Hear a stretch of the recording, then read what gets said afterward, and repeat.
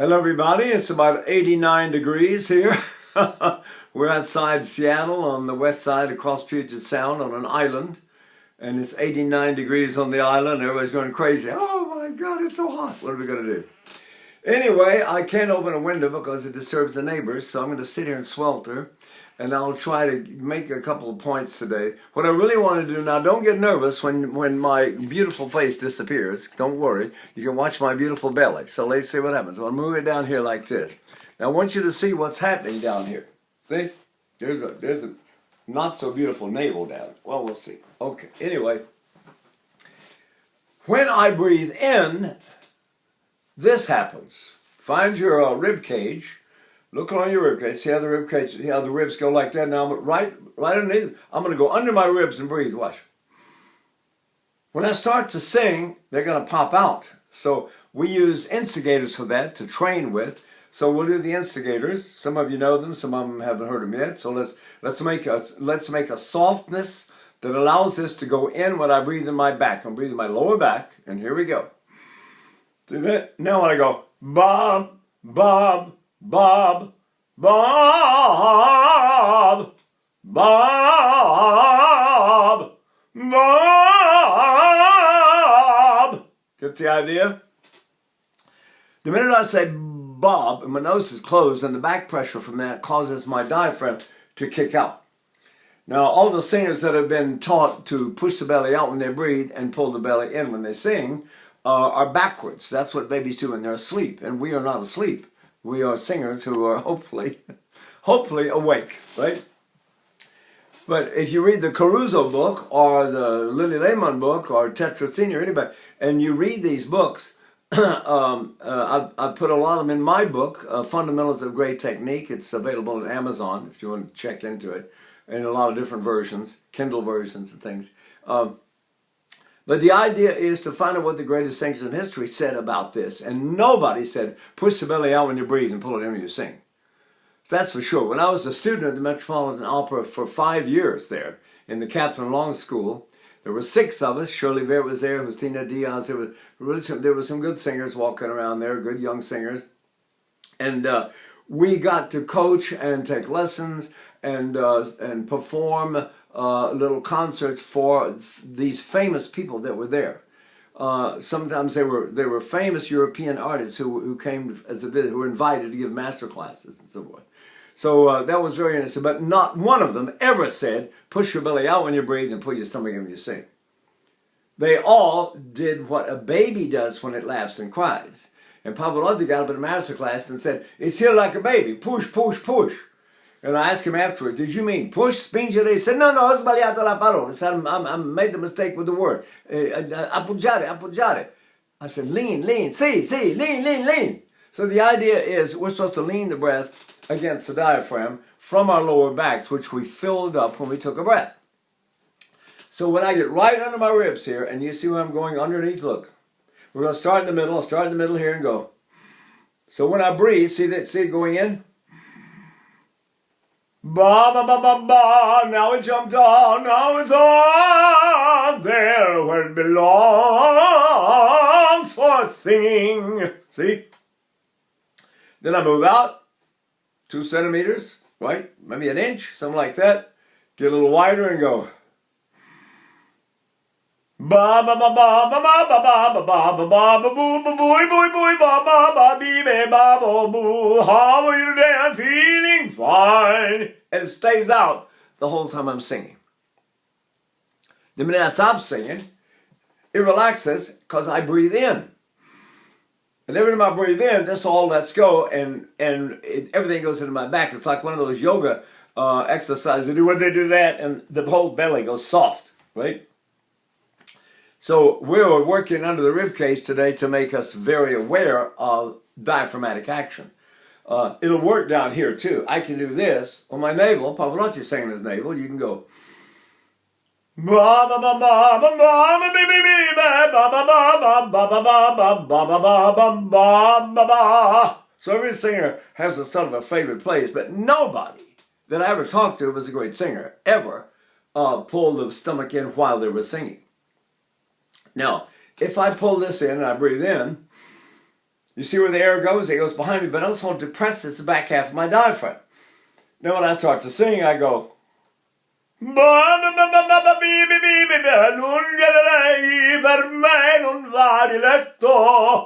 the voice leans against my diaphragm and stays there the whole time I'm singing. Pavarotti would have leaned it here and kept it there. Mario Delmonico leaned on the base of his throat in a hole right there called the sternal notch. He used to do that. Ah, ah, ah, ah, ah, ah. Right? So if I take a breath and go, wah, the minute I attack on that little point right there, my diaphragm jumps out. So it's very important to know the difference between in and out and when to use them. Every time you breathe, you want to breathe in your lower back.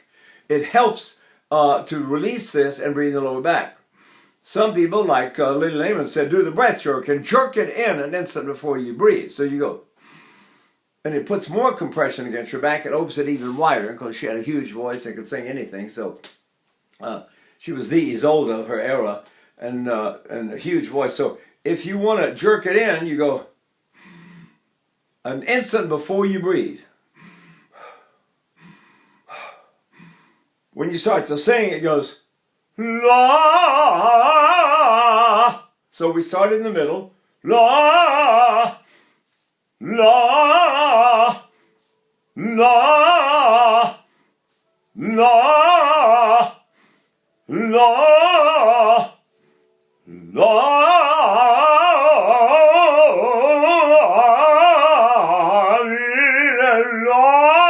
la, and it stays out until I've finished the phrase. Some singers like to sing in the flanks. I got into that very much in Europe when I studied with Helga Roswanger and Melchior, Laus Melchior, and had a few lessons with U.C. Bierling, and Bierling used to do this all the time. Oh, oh, oh, oh, oh, oh. And you realize how he leaned out his flanks out. On the other hand, some of the greatest singers in the world sang other places. Delmonico, I mentioned, he sang at the base of his throat in the hole there, called the sternal notch. U.C. Bierling and Joan Sutherland sang right here. So I go, ba, ba, ba. Take a deep breath.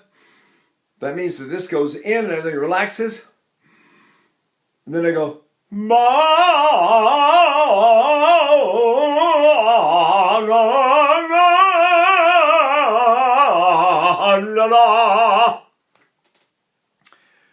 So I use, for myself and for my students, I use what I call instigators. And I got them all from great singers. I didn't make them up.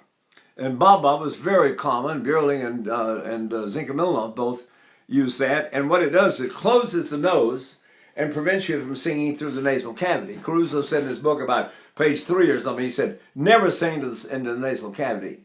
And the reason simply being the voice in the nasal cavity does not project well. And they say, ma, ma, ma, ma, ma. It sounds like I'm singing. And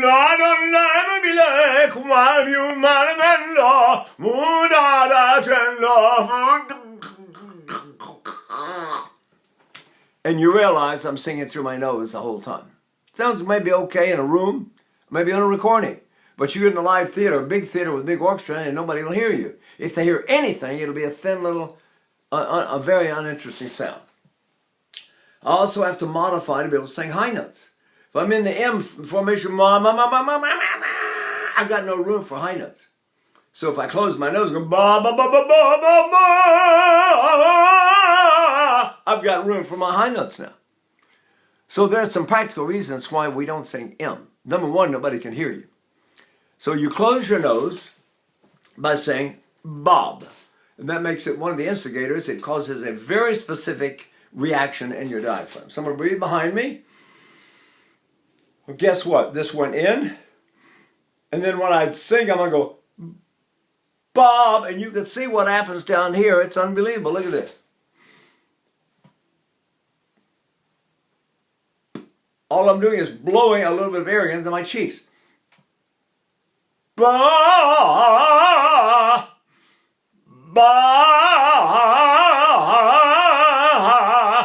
Now, theoretically, if you breathe way down your lower back, every action has an equal and opposite reaction. So it will cause the back, the back of your, what Lily Lemon called the back wall of the nose, In other words, it will cause your soft palate to rise up and forward and close your nose.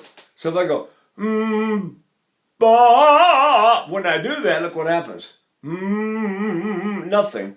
I go, the minute I say the B, my diaphragm jumps out. So I go, ba, and it's out the whole time, right? Now B is only one of the instigators. We've got quite a few of them, like 4,000, and I stole them from everybody. Let's try the lip clamp. Oh, the lip clamp is not an M and it is not a hum. It's a clamp. Then you clamp your lips together. Now watch what happens. Here we go. Breathe. Look at that. Just the fact that clamp my lips makes you jump forward. I'm not doing that. That's a reaction. See? If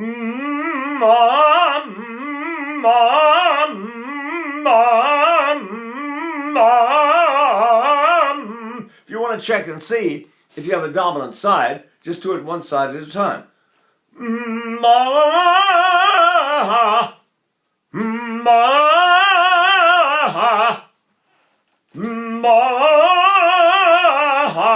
So I like my pistols sort of like that.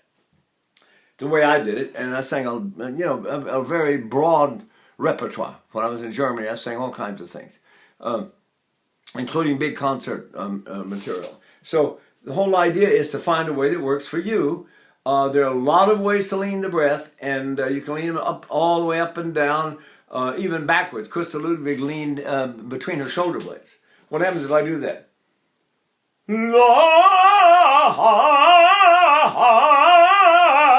It jumped out. What happens if I do a miniature cough?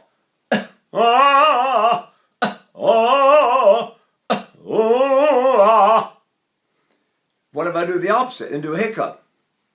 Breathe.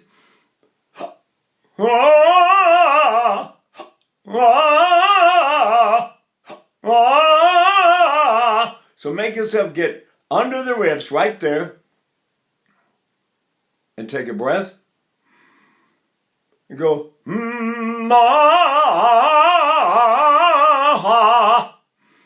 Bob.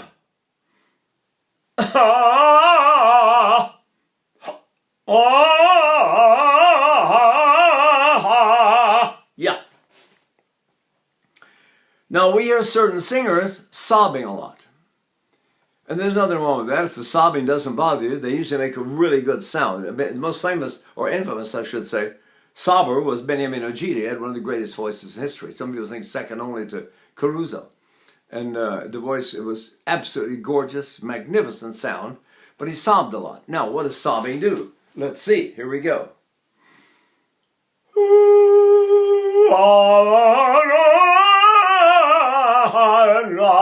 Breathe.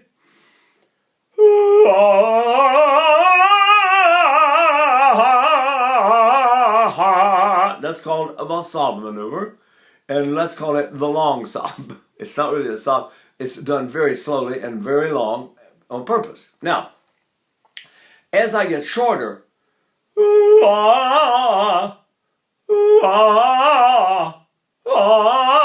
then it gets to be what we call a sob. So if I'm going to sob, I go, which is the fast version of Now what's happening right here when I do all those things? Look, here I am, I'm under the ribs, see that? I breathe in, it goes in, stays soft, and I do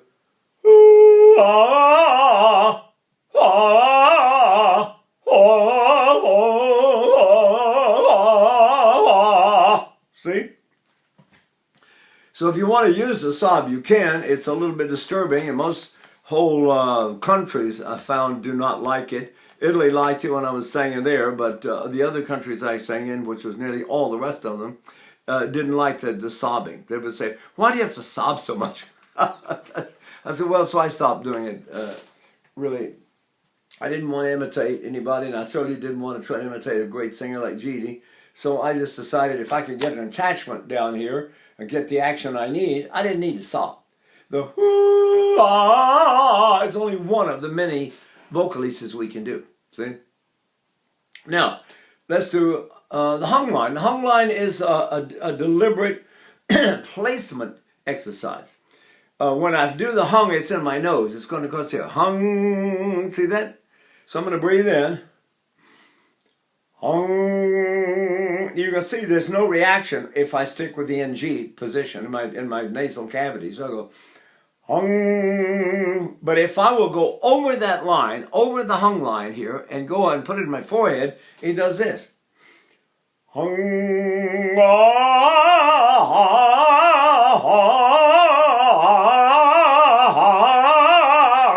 And it stays out. As long as I stay over the hung line in my forehead, my abdomen, or my diaphragm, I should say, stays out. So it does feel like a push, but it's not really a push. It's more of an isometric process. It's sort of like pulling your hands against each other, like that. I'm not pulling with one hand more than the other. I'm trying to do an equal energy level on both sides, and that gives me a balance. And that's sort of the way this is. I breathe behind me. See, I have to be careful that I breathe, well, in my case, I do it up here, but everybody's got a different way of doing it. So you pull in right here, and you go,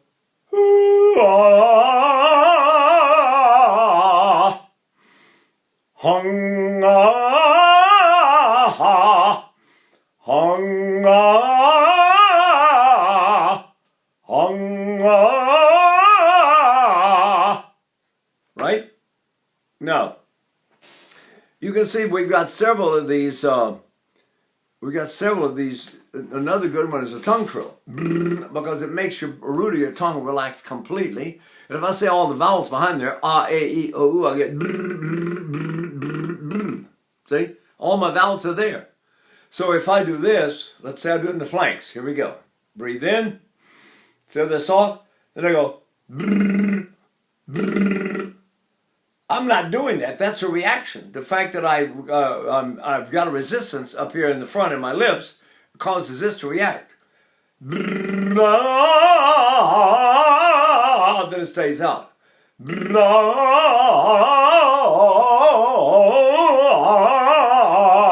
And now it relaxes.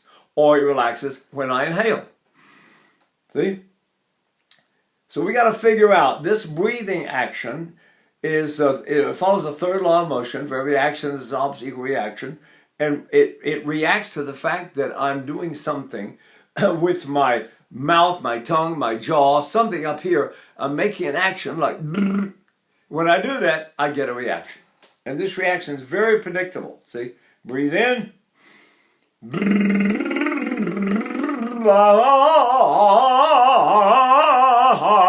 Got it? What about here? The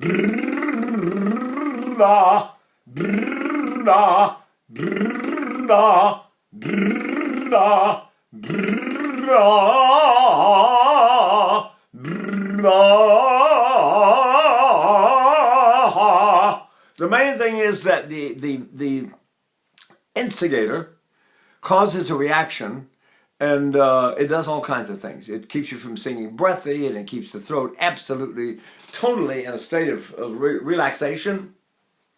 There's no activity whatsoever.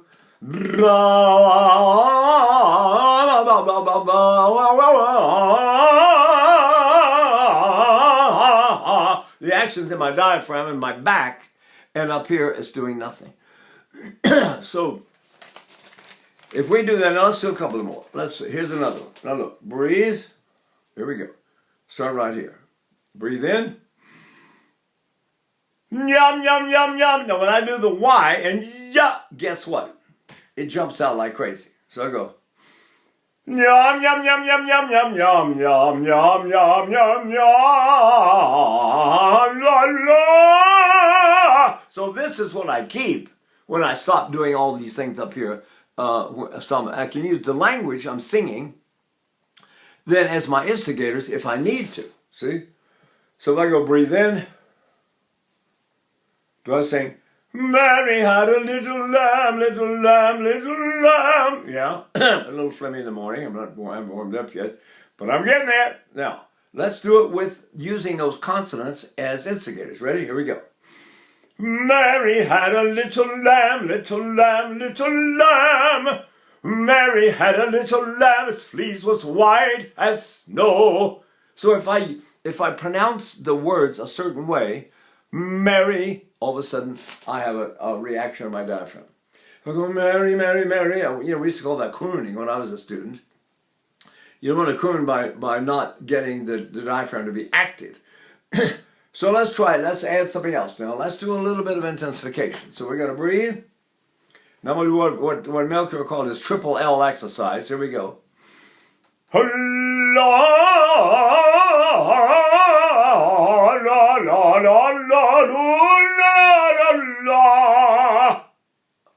now I can relax. Breathe in. Behind me. Allah, Allah, Allah. You can see it jumping like crazy down there. Allah, Allah, Allah, Allah. See? Breathe. Breathe.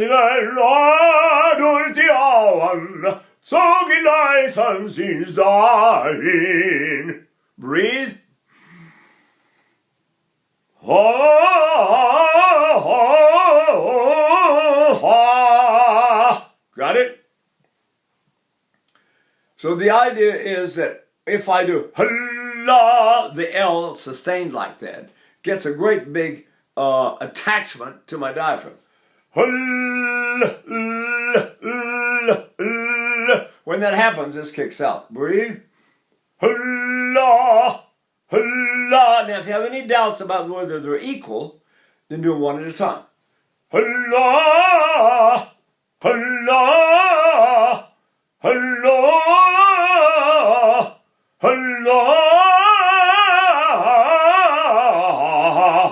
la la la la. Got it? Now the question is, does this work for just all kinds of different techniques that we do? Let's say I want to use an enhancement, a resonance enhancement, so I do a pre-sneeze. Hello, how are you today? Oh, it's so nice to see you, yes. Oh, see? So what I'm doing is I'm deliberately closing my nose. Like I do when I go, you see when my soft palate goes up and forward and closes my nose. I know I sound like Sir John Gielgud or someone, but it does make the speaking voice carry quite well, as a matter of fact. And I've used a little bit of it, not quite so exaggerated, but I've used a little bit of it when I taught in big classes without any microphone. I taught the University of Texas, taught a class that had 523 students in it, and no microphone. So I simply added a little bit of that and said, how are you today? So nice to see you, right? Tell you what we're going to discuss today. And I keep that up there and they can understand me and hear me very well. What happens down here? Is it a good instigator for diaphragmatic response? Let's see. Somebody go.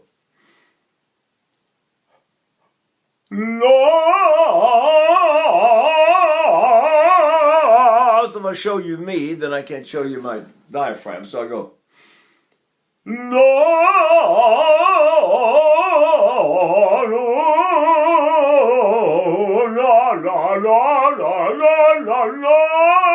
So it stays there until I'm finished the phrase and breathe again. When I breathe again, it goes. And I suck the air way down in my lower back. And after a while, you will get in the habit of breathing down low behind you. As Richard Trugger said to me the first time I ever sang for him, he said, breathe behind you and sing in front of you. And then I sang for Giovanni Martinelli and he said, qui respirare e qui postare. See? Breathe there and support, or lean the breath here. So all those great singers they were all in sort of a family of breathing style. They all breathed behind them. And I used to get confused when I was a student because everybody had a different place that they used up in the front or somewhere in their bodies, but everyone breathed the same way. So if I breathe way back here, or I've been doing breath stop, videotapes, those of you who've seen them. If I pull this in and take a breath and say, pa, pa, I get half a reaction. But what happens if I stop the leak? Pa, pa,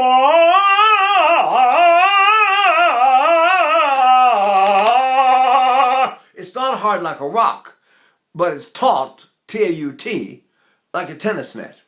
It's pulled this way, la, and this way, la, but it's not hard. It's not like you're going to kick me in the stomach or something. I did karate for years. I know what it's like to be kicked in the stomach. So when you're sparring with someone, the instructor will stand next to you and say, breathe normally, because you're afraid someone's going to kick you in the stomach, and you're holding your breath like this the whole time. Well, of course, then you get exhausted, get tired real fast. So the whole idea, you have to breathe normally and then react by hardening your stomach when you know the kick is coming. Hopefully, you'll see it coming in time. Right? But anyway, we can warm up our voices and we can program ourselves to do things a certain way. You must give commands. I keep talking about, I did purity command the other day in a videotape, but I said, do this, now do that. If you breathe, always breathe with this going in. And then when you start to sing, Caruso said, do a contrary motion. He said you should breathe in your lower back and open it up like a bellows. When you start to sing, do a contrary motion. And then he said, and keep the breath well down toward the abdomen. So he was an abdomen leaner, not necessarily a diaphragmatic leaner. Björling was here, and the best male singer I ever heard was U.C. Björling. On the other hand, he wasn't a Gili or a Caruso either, see? So Caruso had, according to his secretary, had more breath than any singer who ever lived. We hear people talk about it. He could do things with his breathing that no one else could do. So start now and start developing some breathing and start going. Got it? If you do that snore breathing that Richard Tucker taught me, which is this one.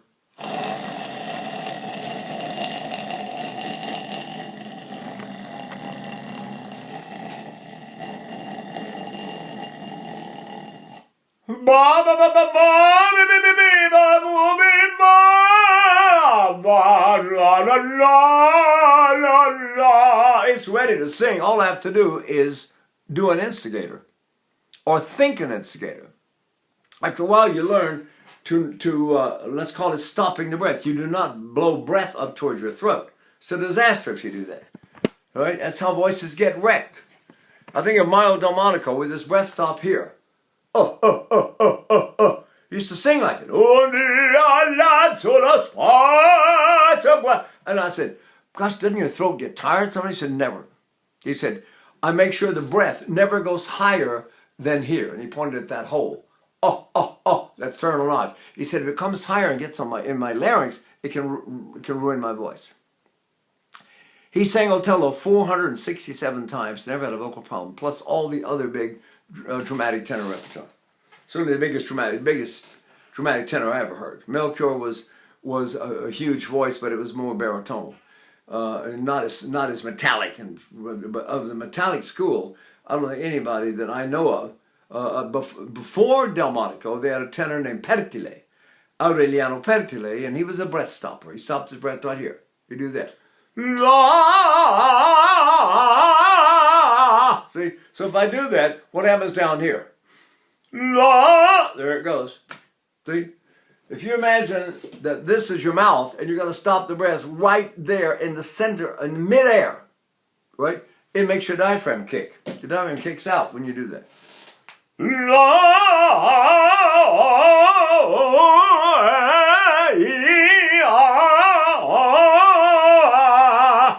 Got it? So all we need is a deep breath behind us that relaxes the belly, and the snore relaxes the belly. That's one of them. Another was Franco Corelli and Jerome Hayes did the Muller maneuver. They did this one. My stomach's completely loose. Look at that one. Look at this.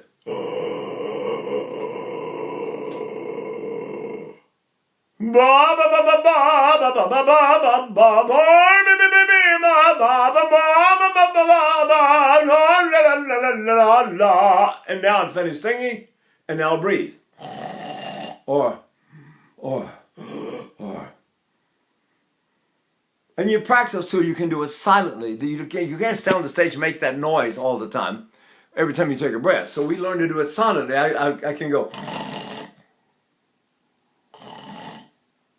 So the silent part of that inhalation is exactly the same as the one when I was sucking air against resistance. The one against resistance is a good vocalise for training those little muscles down there, or big muscles down there, that do the pulling of the breath. See? So if I do it here, and I go, see, I'm sucking air against my glottis,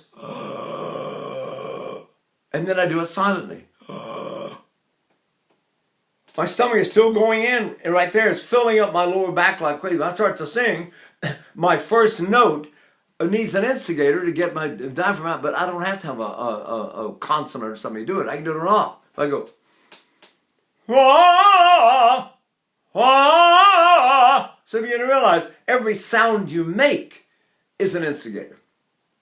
See? La. If I go, non lei per me non va di letto. Listen to Pavarotti sing. He sings, forte le soglie sinse, posa al fin. See? He doesn't go,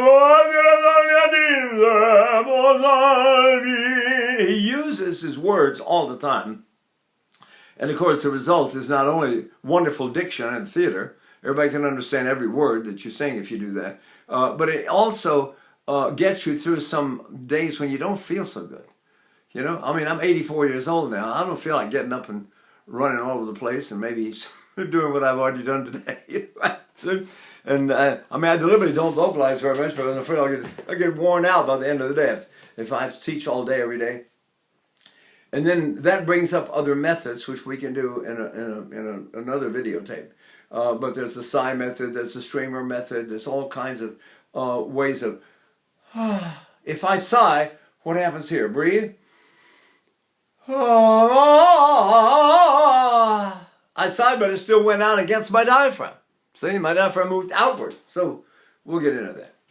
All right, so hope that'll give someone a little introduction to this area right under your ribs. Get to know it real well. La, oh, la.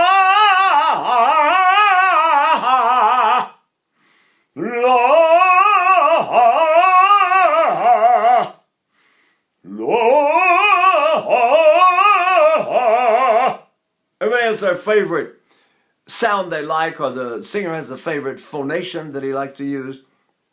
Depends on what you're singing.